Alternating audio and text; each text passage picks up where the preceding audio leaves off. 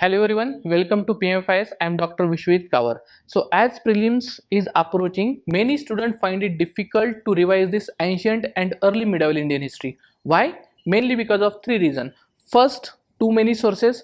Second, confusing chronology, and third is unpredictable PYQs. But you don't have to worry. I have designed this 12-hour revision specifically dealing with this ancient and early medieval Indian history. The objective is to help you to revise ancient and early medieval Indian history in much smarter, better and exam oriented way. So here, instead of covering every chapter or every topic, we are focusing on only those topics which are important for your upcoming UPSC prelims, and we have decided these topics based on three things: PYQ analysis, current affairs, and then latest NCERT updates. So if you analyze these past few papers, you will understand that Buddhism, then Jainism, Mauryan administration, Ashoka's edicts, all these topics are important because in last 10 years UPSC has focused or UPSC has asked many questions from these topics. So we are covering these topics.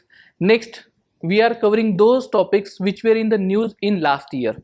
If you consider this Piparwa relics was in the news. Why? Because government of India has intervened in the auction, stopped the auction of these relics and brought back these Piparwa relics. So we are dealing with this Piparwa relics. So we are specifically focusing on Buddhism.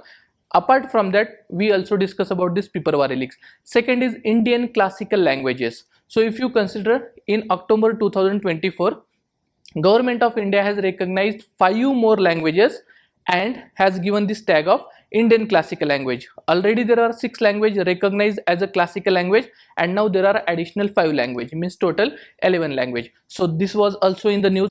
Next, if you consider this UNESCO's list, particularly this World Heritage Site, Intangible Cultural Heritage, then Memory of World Register or Creative Cities Network, all these are updated and were in the news in 2025. So we are covering that portion. Along with that, remember from 2024 government has updated the NCERTs. So if you consider NCERTs of class 6th, 7th and then 8th, all these are recently updated and we are covering this updated part also. Specifically, if you consider this Base Nagar pillar inscription, you may be aware of that inscription, but that inscription was not a part of this earlier NCERT, but now NCERT has added this Base Nagar pillar inscription. So this is important for you. Second, suppose Agathocles coin. So all this information or content was not present in this earlier NCERT, but now NCERT has added in their latest update. So we are also covering that part. But remember, this revision program is not only this 12 hours of revision, but along with that I will provide you the short notes, so that after this 12 hours of revision you can quickly finish this revision through these short notes. And along with that, in order to assess your study, I will also provide you these practice questions, 50 practice questions based on our discussion. And after 1 week of this completion of 12 hours prelims revision program, we will have this one full length test where you can assess your knowledge, whether you have understood this ancient and early medieval part, whether you are ready for this upcoming prelims or you have to revise this once again.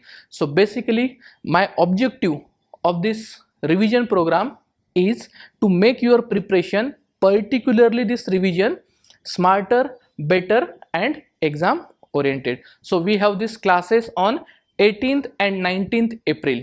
So on both days we have this 6 hours of lecture. So 6 plus 6, we have this 12 hours of prelims revision. So see you soon in this batch.